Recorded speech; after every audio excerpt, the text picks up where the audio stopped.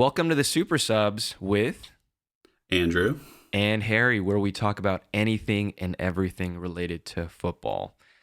So if you're a new fan to football or soccer, or if you are a longer time and more seasoned fan, this is the podcast to learn about all kinds of topics about the sport. And if you have any suggestions, feel free to look in the episode description or the show description to find our contact information. You can absolutely reach out to us with any suggestions you have for future episodes. Before we get into it, this week's episode is going to be about how to actually pick a football club to follow, to support, to cheer for, to really get into if you don't already have one. Or if you have one, how do you support them and research the history even more, really get into the club more and follow the players and get all of that under your belt more. So before we jump into it, Andrew, what are you up to later? How's your day going and what do you got going on? Oh, it's good. Starting to enjoy a little bit more of the fall here in sunny California. There we go. Yeah. Although with 80-degree weather here in the Bay Area, didn't quite feel like fall this week. But, going to go to a pumpkin patch and wear a flannel and, try to imagine that it's the fall anyways. How about yourself? I am watching or going to a concert later. Really good artist by the name of John Splithoff. He's coming by San Francisco, playing at a sort of a cafe setup. It's a concert venue called Cafe du Nord, where it's kind of this wine / coffee bar / concert hall that fits, maybe 90 to 100 people. So very intimate venue, and it's going to be a good time. But very excited to talk about football, of course. You drinking anything special? I've got the classic Spindrift. So if you're not from the U.S., we have, if you're from another country, obviously you probably have your versions of this and different seltzer waters and sparkling waters. But Spindrift is one of those we have here in the U.S. where I would say the flavor of the fruit is really prominent in the drink itself. Andrew, have you had Spindrift? Are you a fan of Spindrift? I am a fan of Spindrift, and Spindrift, if you're listening, we're open to sponsorships. Love Spindrift, and I actually saw that they have a hard seltzer version. So, whoa, okay, looking forward to checking that out. We'll have to get those for our next pod, and then we'll crack one open and have to sip it at the same time. Do you know what flavors there are? I'm so curious. No, I don't, but I know it's a similar kind of fruit setup. So. Incredible. I'll have to check those out. Yeah. What are you having today? Oh, just water. I've had way too much coffee today, so I need to actually hydrate. Yeah. Nothing too exciting on this end. So you're like CR7, no beer for you, only water. Only water. always trying to aspire to, be like CR7 other than, maybe not being as much of a team player, but we won't get into that. Exactly. And I just looked up Spindrift. So Spindrift spiked. I had no idea. You opened my eyes to a whole new world, Andrew. So apparently the first flavor is spiced apple cider, and that's a great fall flavor. So if we can get a case of that and share that on the pod next time, let's go for it, because that seems like a great flavor. All in for that. All in. Okay, cool.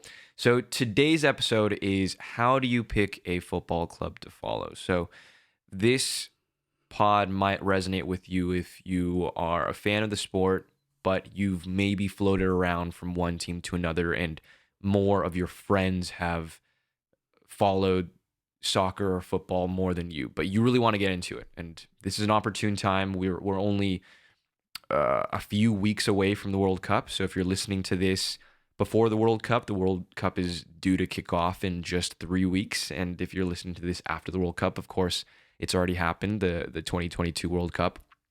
So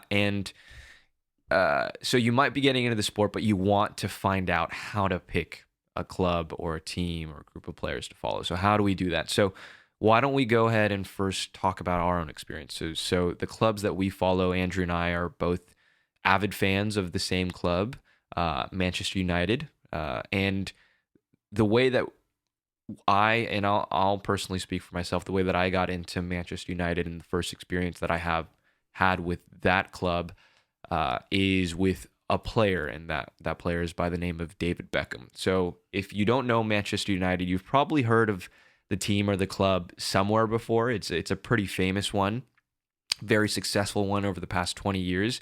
Not so much over the past 10 years. We don't have to talk about that today. Very much so over the past 20 years, though. And uh, they are based out of a city called Manchester in England, in the UK. And they've had many, many famous players, including a player called David Beckham. And David Beckham was a player that I followed very closely when I first started playing soccer here in the US, or football, and first started kicking a ball around. I remember wanting to play in the midfield off the right wing, and David Beckham was someone that played on the right side of the midfield in soccer in Manchester United. And his key skill, his one of his key attributes was, if you gave him the ball and you asked him to kick it somewhere, he would be able to kick it anywhere where you needed the ball to go, whether it was down the line, whether it was into the box near the goal, whether it was all the way across the field, whether it was a free kick from 25 yards out. He was just that pinpoint specialist. And seeing that just opened my eyes up. Oh my gosh, I want to be like that player. And then I started following the team, and then there were ins and outs of when I was more actively or not actively watching games or following the club. But in the more recent years, I would say in the last 4 to 5 years, I've been more so closely paying attention to the scores and the games and the how successful the club's been so far. So that's how I got into Manchester United. What about you, Andrew? What are some clubs you support, whether it's United or other clubs, and how did you get into supporting those clubs yourself? Yeah, United. Oh man, I feel like in some ways they're kind of like the New York Yankees, or at least they were. Growing up playing soccer in the U.S., and I think this is probably true for a lot of the world. You hear about United, you hear about Barcelona, you hear about Real Madrid, and there was always something that drew me to, I guess, British soccer. Mm-hmm. And I just really struck a chord with that. And I remember my parents, and I think had to have been like the 04-05 season, back when Cristiano was just a young lad. We had the super sub himself, Ole Gunnar Solskjaer.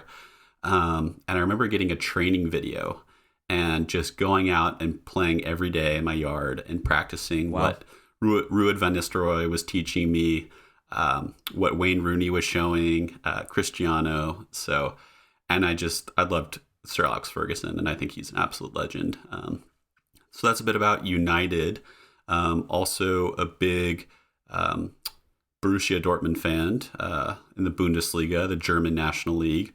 Had the opportunity to study over in Germany in 2013 for a while in the household that I lived in, where it was a big Dortmund house. Well, actually, I should say that my host mother was a Werder Bremen supporter. Oh, okay. My host dad was a St. Pauli supporter for the league below, and then was a Dortmund fan, and so we watched all the games. Nice. That was the year they had that amazing Champions League run. They had Lewandowski, Marco Reus, Pierre-Emerick Aubameyang, Mario Götze. Wow. And it was just absolutely incredible. And I got to go to a game and see them play Dusseldorf, which was absolutely fantastic. I think Henrik Mkhitaryan had a goal in that game, and crowd went nuts. And then the last team that I think that, I follow, and this has been something we can talk about and touch upon later, as being American football supporters, is I support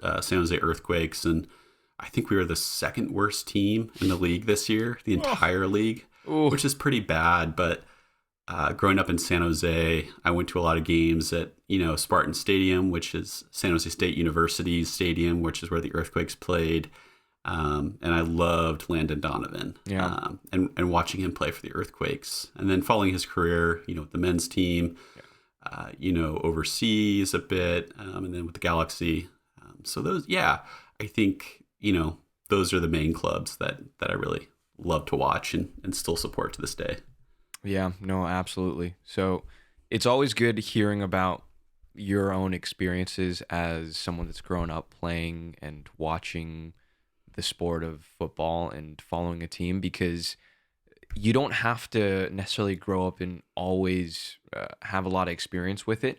A lot of fans start to get into it in their 20s, 30s, 40s and fall in love with a club or a team because of all kinds of aspects, whether it's their friends. It's a very social sport, and a lot of Hmm. people, you can drink while watching it, very much like the NFL or basketball or any other sport, but there's a lot of history and a lot of passion and a lot of individual players that make that special for you. And we'll talk about all of those things today as well.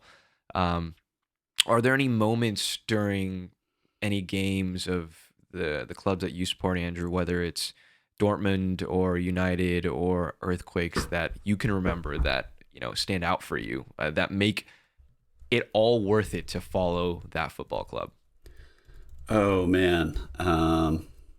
And I have to remember the exact team. It was Malaga. Yeah, it was the great comeback win in 2013 to keep their Champions League hopes alive. Borussia Dortmund, I remember it very fondly. We were losing and had a really dramatic comeback, in the 2012-2013 season to keep the hopes alive. And, it's moments like that when you're just so immersed with the team and you get those big, comeback moments, whether you're an underdog, whether you should be winning and you're not. Yeah. Um, Yeah. it's just so exciting. I think that's one that really, yeah, sticks out to me. How about for yourself? Any United games that really strike a chord and come to memory? Ooh, I don't know about the games itself. There's so many games to select from, but an individual moment of brilliance, I think any United and non-United fan can probably recite from memory, especially from if you're from the UK or England, is the more than halfway goal that David Beckham scored against Wimbledon back in the early 90s when he was just breaking through the United team. David Beckham was, obviously a youngster at the time. He wasn't this world icon that everyone around the world knew outside of football. But he scored this incredible goal because the goalkeeper was way out of his off the line of the goal line, and he saw it. Here's my chance, and he had the ball around the halfway line and just smashed it all the way to the goal. And I just remember replaying that over and over again on YouTube in the early days of actually when YouTube came out in like 2006. And I'm like, how did he do that? How does someone, a human being, like take a ball, smash it that kind of distance with that kind of accuracy? If I try to ping that ball like that, it would go into the stands on the right or left side. There's no way I would. I probably wouldn't even get there. I wouldn't even have the strength or power to go all the way from the halfway line to the goal line. I could probably get it halfway and like, oh, I give up. So I think that stands out for me, and that makes following the football club I picked all the more worth it. So let's get into. So we've talked about our own experiences. How do we now,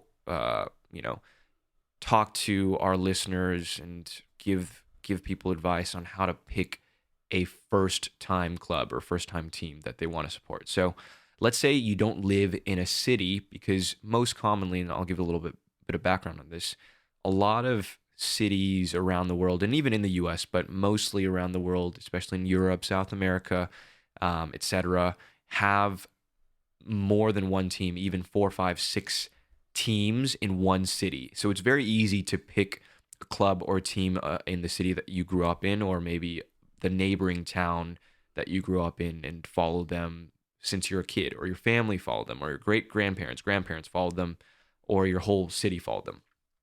So if you don't live in the city of a club you want to support, especially if you live in the US or Canada, or maybe a nation that's maybe not known as much for football, how do you then pick a club to support?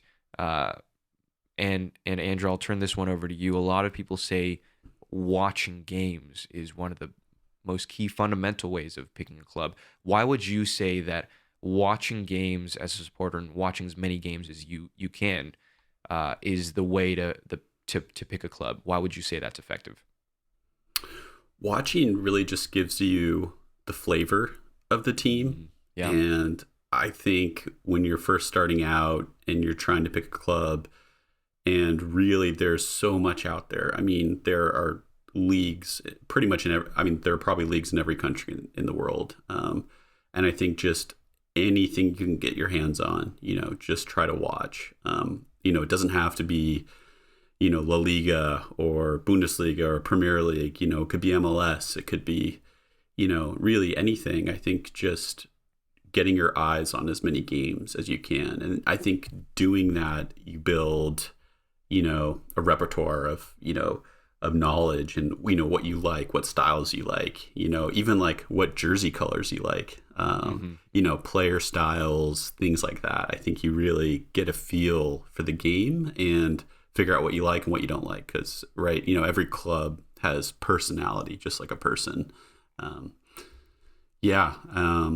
And I think, rolling off that style of play, I mean, in your opinion, why a style of play is so important when you watch a game? Style of play is really important because I think even inherently and innately as a human, you prefer different people you want to hang out with. Like, you're not going to be friends with every person you meet in your life. And I think that's just the same parallel you can draw in football. You're not going to be a supporter of every team that you watch because certain teams may bore you to death. They're not going to do anything with the ball. They're not going to want to keep it. They want to give it away so they could soak up the pressure and counterattack. Or there's going to be certain teams that of players you just don't like. Maybe they keep, whining at the referee, or they keep, they keep slowing the play down, or they look like they have a face that's really punchable. There's a lot of players like that. I won't get into names, but so I would say style of play is really important because there's something that resonates with you if you see a team that's very flowy, fast-paced, and moves the ball around. You're like, wow, I like how it zips around, just how it feels. I think if you don't know anything about the sport, one thing that you can do is understand how it makes you feel and understand if you watch a team, whether you're drawn more towards that team inherently or not. So you don't have to know anything about style of play or whether it's defensive or offensive, but as long as you like what a team is doing on the field, on the pitch, on the TV, or on your monitor, etc., on your screen, then you can absolutely do more research into that team and start to follow that team and see how you can get into it. One thing I would recommend with watching games, and of course, if you're a fan, whether you're in one country or not, watching games are a little bit harder if you don't maybe have a streaming subscription, or you can't get to a game or a live game or anything like that. There's a few ways to watch games. The easiest, most accessible way to watch a game, I would say, are just watching something called extended highlights on YouTube. So if you know you have a certain league you want to start picking out a team in, or a certain player, so if you know the names of certain players, maybe you could start there and watch the team that they're on, and you can literally go to youtube.com and type in the team of the player that you want to watch and say, team extended highlights, and then that will pull up the last game usually that they've played against some other team of their extended highlights, and it's around 17 to 20 minutes long. You can get a feel of how the team plays. If there's not that many snippets of the team that you want to watch, it's probably because they didn't do that much in the game. So just a fair warning. But if you can get to an actual pub or bar that shows a game, that would be the next best thing that I would suggest, just in terms of atmosphere, accessibility, because you don't have to go to the actual stadium or the game, or maybe you can't get to the actual stadium or the game. There's usually some kind of local pub or bar within driving distance to wherever you are that will show the team that you want to support. If it's maybe a bigger team, if it's a smaller team, that's another story. And Andrew, how would you say what are some other methods if you live in a different country or a city or a region of a team that you want to start getting into and supporting and watching? What are some other areas or ways that you can follow along or watch certain games or players? Yeah, I think personal experience is a big one. So, maybe you don't live in the UK, but you have family that once lived in Birmingham, Yeah. or, they lived in Liverpool. things like that, things that really tie you to that place and subsequently that team. It could be, even if you don't have family there, maybe you visited there and you just loved the town, loved the culture. I mean, things like that can really draw you into a team and into a culture, because teams are so much more than the stadium or even the players. They're the fans, they're the culture. It's all over the place, and I think personal experience can really draw you to that. And I think with the upcoming World Cup, it's so much fun to not only root for the country that you live in, but also countries that you have ties to, whether it's ethnic or cultural ties, things like that. I think that's a really fun way to spread out your interest, get a feel for teams, and really just soak up the game in every way possible. Yeah. Harry, I'm curious to have your take on picking teams based on coaches and players. I mean, just like all other sports, we've got a lot of characters. I mean, what's your take on that? So my team, up and coming team, is AFC Richmond with Ted Lasso, because I love Ted Lasso as a coach. But all jokes aside, if you have any experience with a player or a coach, that's a great way to get started, because you already know a little bit, 1 out of 11 players or one person that's really key to the team as a coach. If you've seen them talk, or if you've seen highlight reels and clips, there's always, if you've seen a YouTube clip of a player, it's always the song Sandstorm by Darude, like just EDM playing over someone just doing step overs and juking people out in the box and scoring goals. But even players like that can get you really invested in a team that they currently play for. And that's a great way to get exposure to a team and to get more insight into a team. And I would say one thing you brought up, Andrew, that's really key, and this is a great moment if you're listening to the podcast close to when this episode came out, is the World Cup, and a lot of players that are really talented, and even some players that are really talented won't be there, but a lot of players that are really talented will be at the World Cup, and the World Cup is a great way to start getting exposures to coaches and players. So I would say a lot of the experience that I've heard from a lot of players, just watching interviews and seeing the passion for the game, a player will almost always say it's more meaningful to win with my country, like a championship, so a World Cup or a Euros, which is a European national championship, than the club, because you have so much pride with the people that are from the same area that you're from. And so these players will be hoping to play their butts off at the tournament, so you can get a really good taste of what they do. So if you watch Brazil, you can see some of the key players that are attacking. Or if you watch Argentina or Germany or Spain or even the U.S., you might find some good U.S. players you want to follow. And then after that, it's really a matter of what club do they play for? What team do they play for? Now I might get really interested on following that team and picking that team apart. Andrew, I'm curious, what are some countries you're rooting for? So I know obviously you have a little bit of a mixed background. You probably have some adopted countries as well as some, where your family was from as well. What countries are you rooting for that have qualified for the World Cup this time around? Yeah, I mean, obviously the U.S. And it's hard because I would normally say England, but England is in our group stage, and we have to play England, and that will be a fantastic match. Yeah. So normally I root for them, but in this case I can't. There we go. Yeah.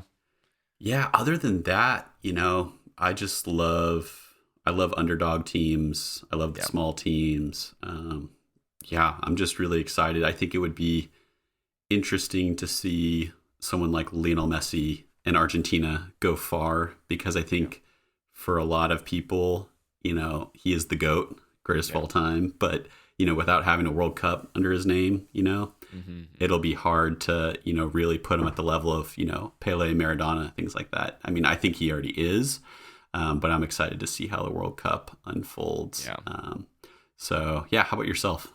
Yeah, obviously China is not in the World Cup. I don't remember the last time they qualified for the World Cup. They're really, really bad.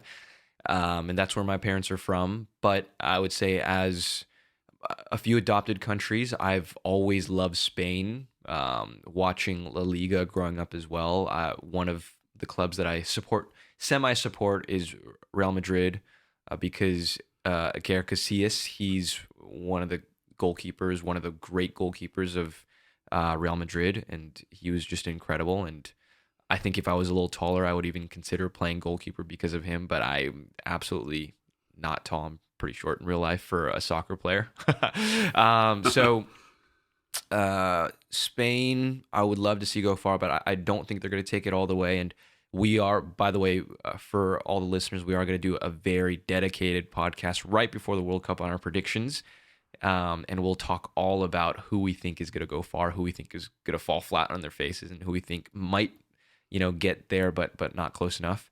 I would say Spain, someone a team I'm always rooting for, but I would say England, because we both watch Premier League and we both know their players so well. But I obviously can't, for the same reasons as you, Andrew. I can't root for them because the U.S. is in the same bracket, and if this is a chance, 32 teams. If we have a chance, we're gonna try to take everything we can.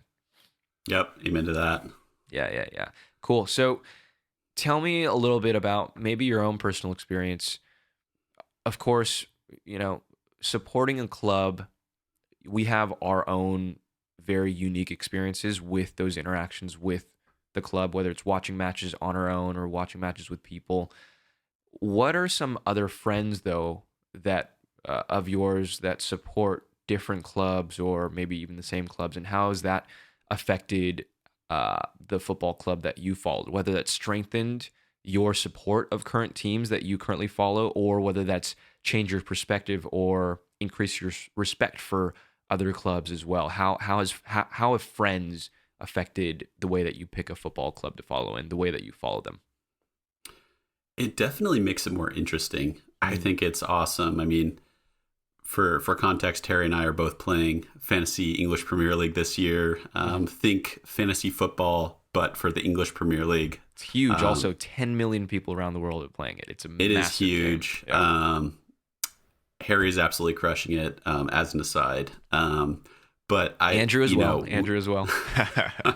You're too kind. But we have a whole group of friends. We have a whole group text, and it is absolutely a blast every weekend to be texting. We've got Tottenham Hotspur fans. We've got a Chelsea fan. We've got United fans. And it is just so much fun to, talk smack to each other, trash talk, learn more about, what their team's going through, whether it's injuries, transfers, formations.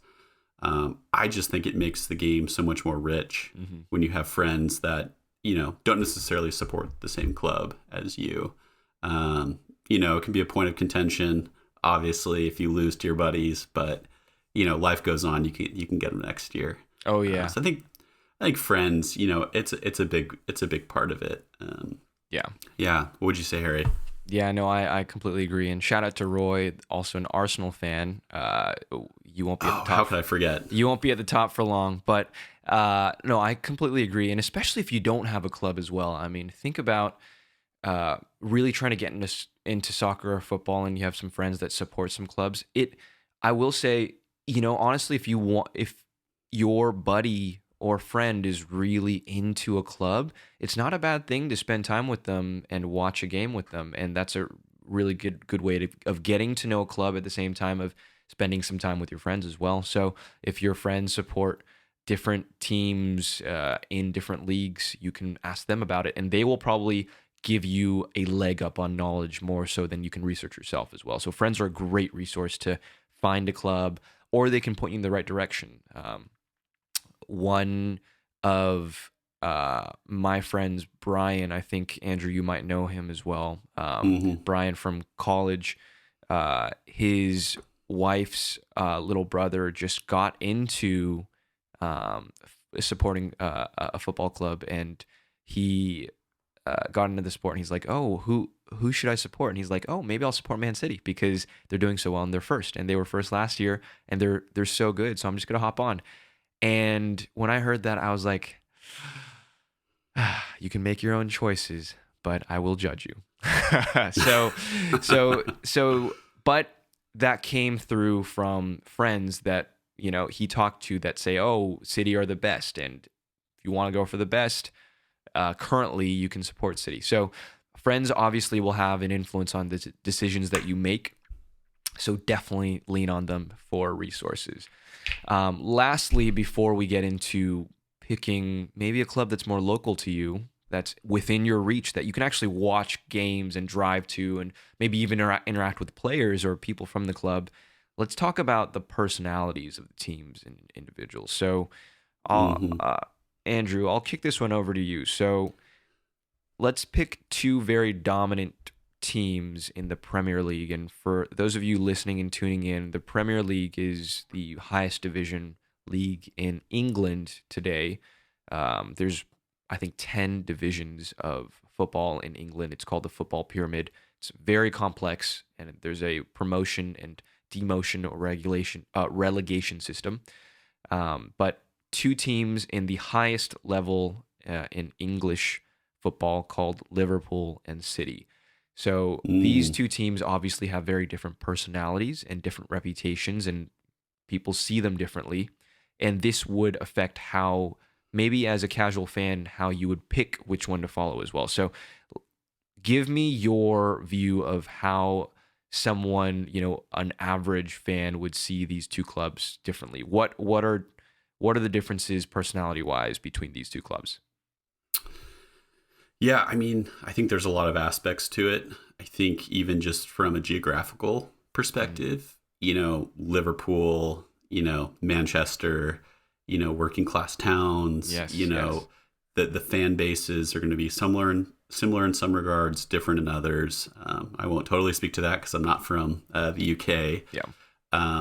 But both have big coaches. You've got Jurgen Klopp for Liverpool, a man that is very much a genius in his own right, coming from Germany, coaching my favorite team, Borussia Dortmund, Mainz before that, and on the other hand, you've got Pep Guardiola, who's one of the all-time greats for Manchester City. Also an absolute character, really draws the best out of players. The players and the teams are very different. Style is very different. Spending is very different. I mean, Mhm. we've seen Manchester City in recent years absolutely break the bank with Mhm. big name transfers.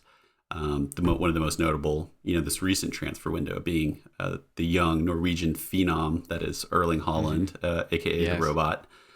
Yeah. So, both teams have very different styles as well, whether it's the flash of City or it's just kind of the grit of Liverpool. Yeah. It, yeah, it just like people, they have personalities. What are some of the differences that you see with, teams like Liverpool or City, or even teams, that are within the same town, like Chelsea or Fulham, they're London based. Yeah. Yeah. Yeah. Let's talk about Chelsea and Fulham. So Chelsea, for those of you that don't know, are a football club in London, based in London, and um, as recently as earlier this year, before the Ukraine war, obviously, there was the owner of the Chelsea Football Club was a someone from Russia called Roman Abramovich, and he was someone that poured a lot of money into the club. And Chelsea, before he owned the club, weren't known as, one of the greatest clubs in England. They were um, mid-table ish. They weren't, high quality, uh, consistently at least. And Roman Abramovich pretty much poured a bunch of money into it, improved the structure, really brought key people in, and you can see the money really take effect there. And because of that, dominoes fall, and the whole structure of the club improved and got stronger and more consistent.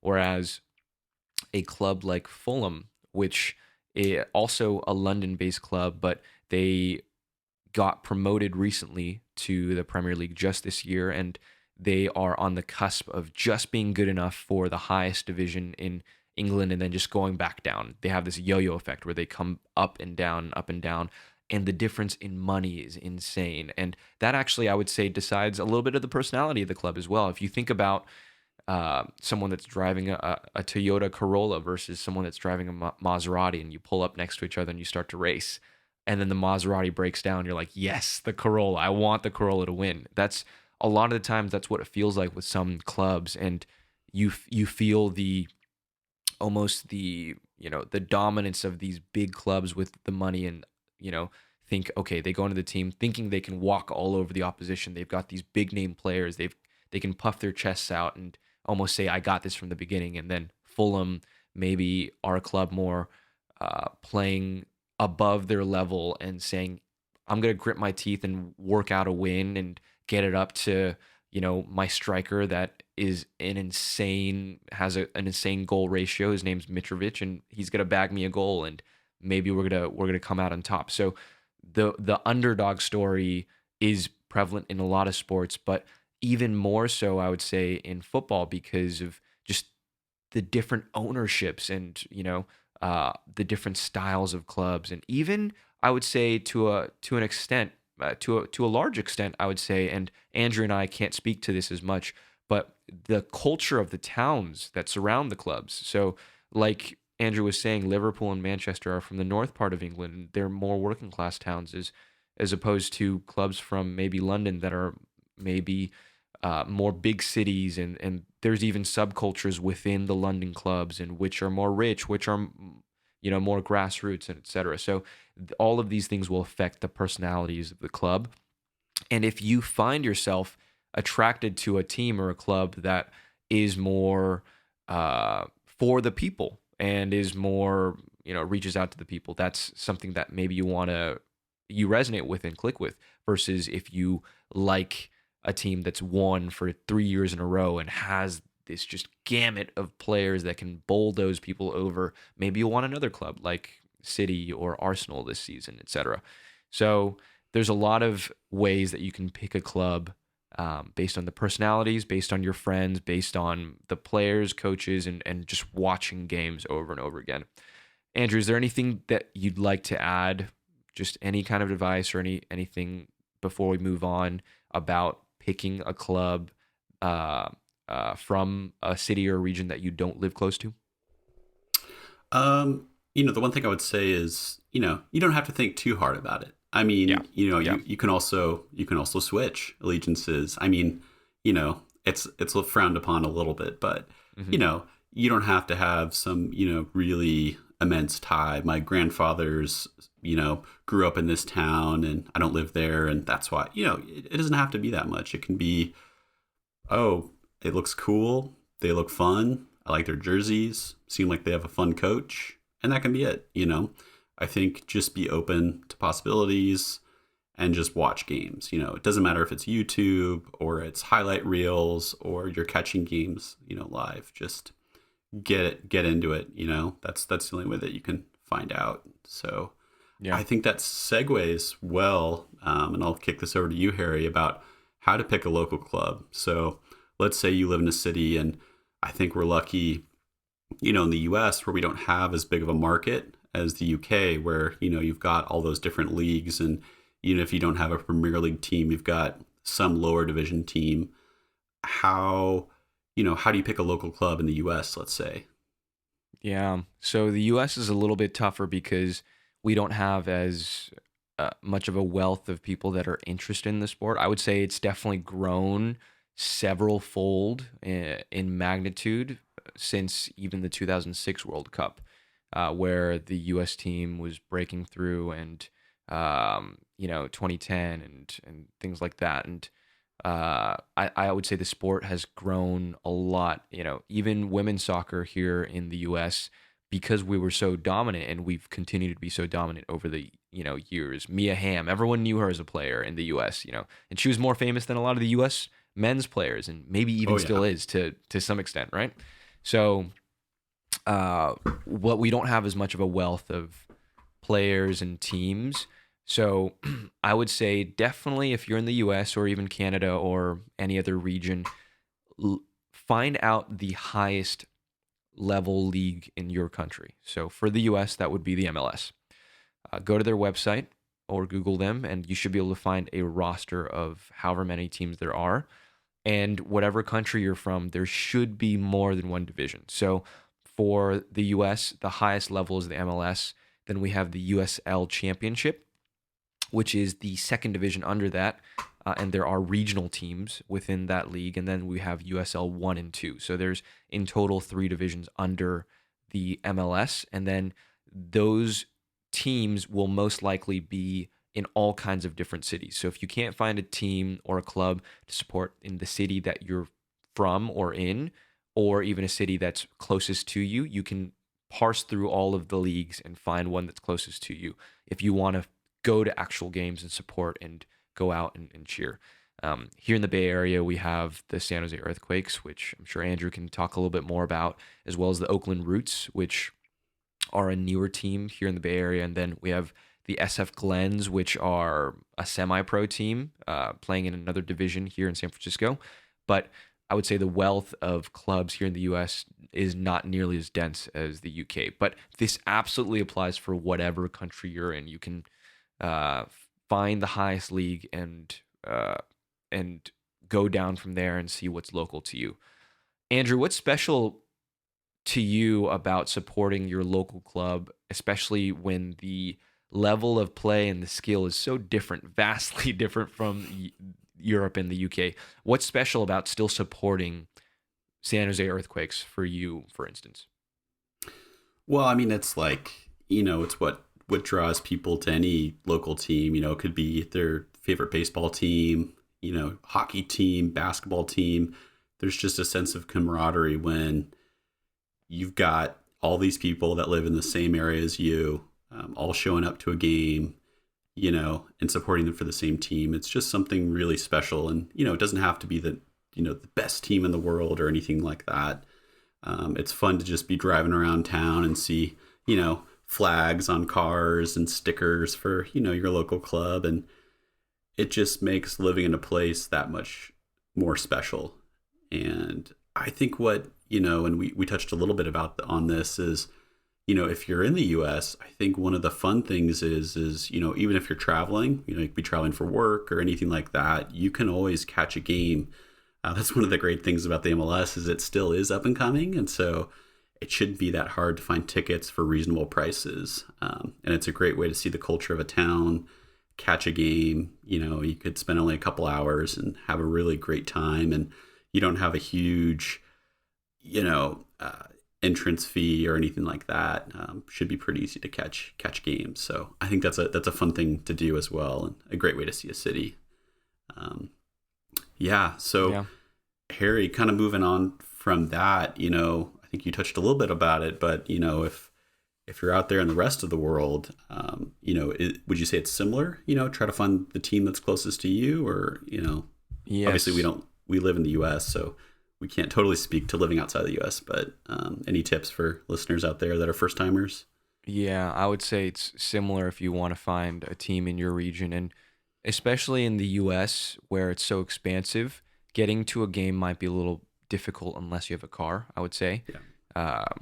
We don't realize how big our country is until maybe we visit another country. So I was in the UK earlier this year in April, and I realized the population or maybe the size of the UK, I might be getting this completely wrong, so I might have to fact check this, is either the size of the state of New York or it's something around that, but it's so much more dense in the city areas.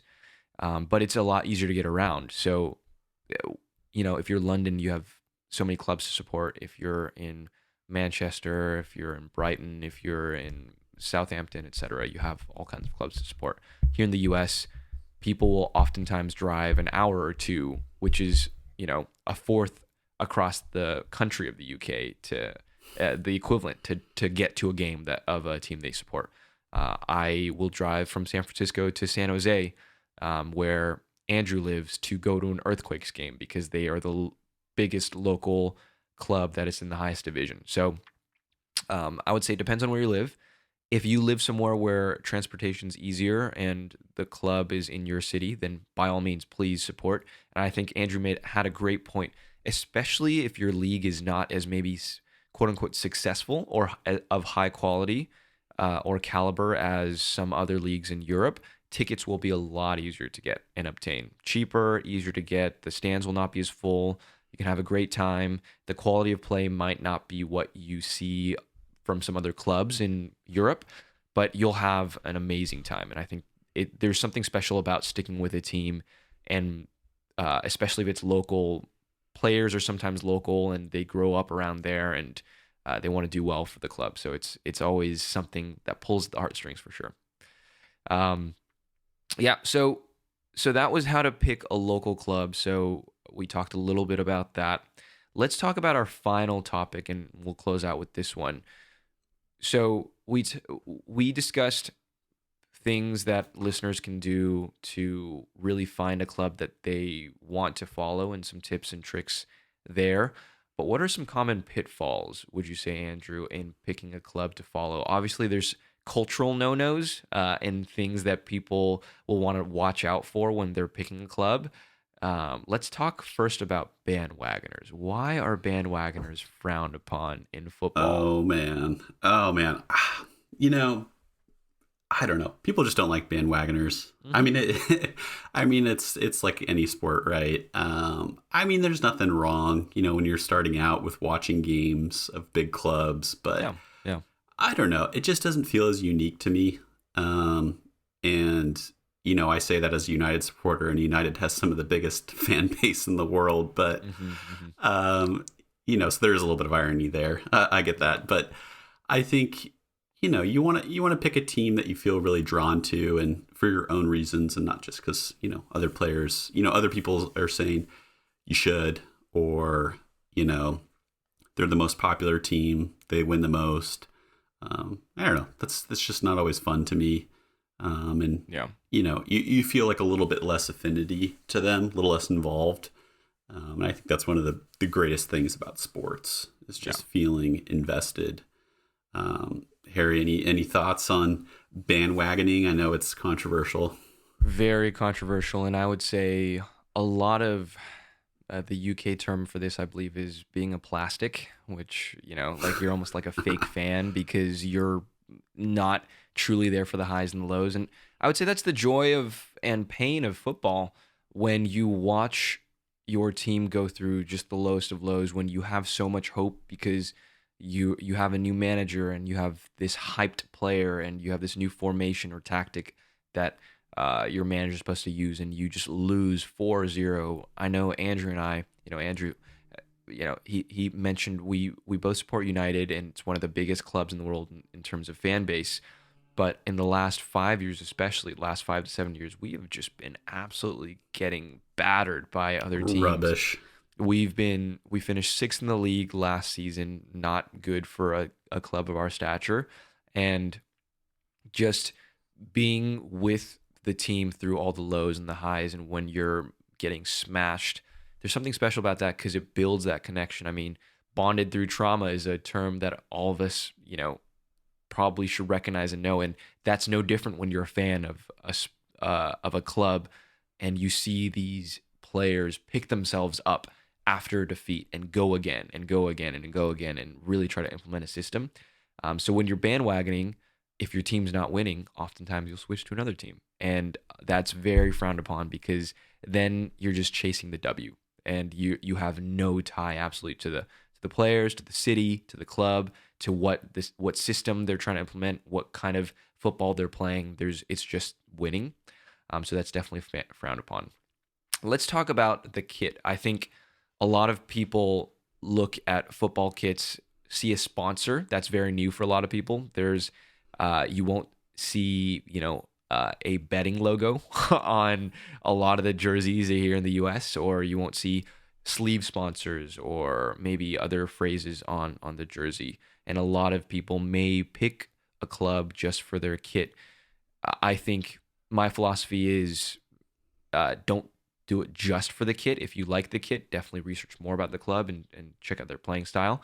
Andrew, what clubs would you say have the nicest kits this season? Do you have any in mind, or Ooh. do you have any away kits, third kits, home kits? And by the way, if you're listening to this, a kit is just pretty much a full on jersey shorts set that a player wears for a game. So what kits come to mind for you, Andrew, this season? Oh man, there's some good ones. I feel like there's some kits that are more retro. I feel like United with the collar Oh feels yeah. a little bit more retro. I mean, as an aside, I thought it was really funny. So Barcelona, for those that don't know, their main sponsor now is Spotify, and to celebrate Drake being one of the top Spotify listeners, listen to artists. They are putting the Drake October logo on the Barcelona jersey for a limited time. So I thought that was pretty hilarious. But Yeah. I've always thought, I don't know, that the Ajax, who for those that don't know, are a Dutch team based in and around Amsterdam. They've always had a unique tie with reggae and Bob Marley specifically, and they've had some really fun reggae influenced jerseys. I saw a Corinthians jersey from Brazil with some really interesting, font and text on it. Yeah, I feel like that's one of the most exciting things, and we can get into this when it comes closer to the World Cup. But what we think of the new World Cup kit releases, we can give some takes. Me personally, I'm not a massive fan of the U.S. kit this year, but that's my own take. Harry, any fire kits that you've had your eyes on this year? Oh man, I would have to agree with you. I mean, biased again as a United fan, the collar is just class. Arsenal have the same collar this year. The Spurs kit, I'm so sorry for our group chat friends that are Spurs fans, calling out Don and Chris. The Spurs, I believe it's the away or the third kit with what looks like it looks like almost like a bow tie. It's the similar Yeah. to the US one. I'm sorry, it doesn't look good. So sometimes you're just watching your team out there and, hopefully this is the case where the worst thing about the team that night is the kit that they have on, and you have something still to complain about. But some kits are so iconic. Some goals were scored in some amazing kits for United.